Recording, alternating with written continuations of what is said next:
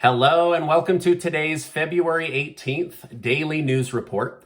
If you're a subscribed member of my community, then welcome back. You watch this channel each day because I tell you what's really going on in Washington, D.C. with President Biden, the U.S. economy. So let's go ahead and jump right into it. Okay, the IRS has announced that it is behind on tax filings. Nothing new, right? However, they said the filings are going faster than expected because of shifting 1,200 IRS employees over to helping with return filings. The IRS said it will process 160 million filings this year. And so far, of the 12 million that have come in, 4 million of those have had a tax refund, which means money back in your pocket. So far, the average refund has been $2,775. About 75% of the 160 million filings will have a tax refund, meaning no additional tax paid and money actually returned to your pocket. Now, there's only 60 days left until tax filing day, which is the 18th of April this year. So that means that although the IRS is moving faster, they still have 148 million tax returns to process. So that means that the tax filing and the congestion on the IRS hasn't even begun. So if you haven't filed your taxes yet, I recommend jumping on that quickly because they will be bogged down. Now, close to 30 million American families are still owed between $1,500 to $1,800 from the remaining portion of the child tax credit monthly check money. And if you have kids in daycare, this is really important. Make sure to use the child and dependent care credit that gets you up to $8,000 back. This bill was passed as part of Biden's $1.9 trillion package, and it gets you a 50% tax credit on daycare up to $16,000 for the year. So that could also be a huge source of money for those that have children in daycare this year. Both Republican and Democrat lawmakers have called on the IRS to find creative ways to get through more tax filings quickly, since about 75% of all tax filings will put money back in your pocket during these difficult times. So Congress is putting pressure on the IRS to get creative and get more money back to the American people. Regarding the government shutdown, last night the Senate held an emergency vote on a short-term continuing resolution bill to fund the government through March 11th. I told you that there was no real plan in place, and so Chuck Schumer was falling back on Plan C, and it looks like it passed with 65 yes votes to 27 no votes. Early this morning, President Biden signed that bill into law, so no government shutdown. Thank goodness, right?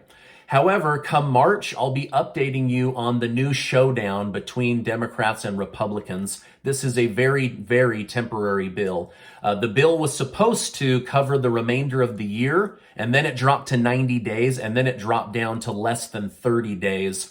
So this just proves that Congress continues to dysfunctionally move forward. Anyway, this is good news for many that were worried about a government shutdown. Regarding the Ukraine-Russia situation, there was a car bomb set off in Kyiv last night that some speculate could be the Putin false flag we've all been waiting for, but Ukraine says it likely was nothing to do with Russia. President Biden and the Pentagon are now saying the Russian army has swelled from 100,000 soldiers on the border up to 190,000. So that's 40,000 more than what I even told you yesterday. However, this information has not been verified and only speculated upon. But if true, this would be the largest military mobilization since World War II. So until they can absolutely verify this, they're moving with an abundance of caution. The tension on this situation is increasing, but there's still a lot of unknown information, and Ukraine continues to downplay the event while the US and NATO continue to play up the event. I'll continue to keep you in the loop on this story. Just over a month ago, the government went back to Trump's Title 42 handling of illegal immigrants. Essentially, the government now has to return more migrants back to Mexico versus letting them stay in the United States with taxpayer money. It was announced today that this has been successful, and the border had 14% less apprehensions by Border Patrol in the month of January. Okay, going back to the child tax credit monthly checks, new data shows close to 4 million children have unfortunately slipped back into poverty and food instability by not renewing the child tax credit monthly checks. The child tax credit checks helped 36 million American families and about 61 million American children. This is the hottest contention in Congress right now. Senator Joe Manchin has said Congress needs to find a balance between passing money that adds to inflation and passing money that helps families. He again reiterated his belief that the child tax credit monthly checks should be continued, but that it should come with income limitations so that the U.S. government isn't helping to raise wealthy families' children. Personally, I think the child tax credit check program has been the best thing that Biden has done during his presidency so far.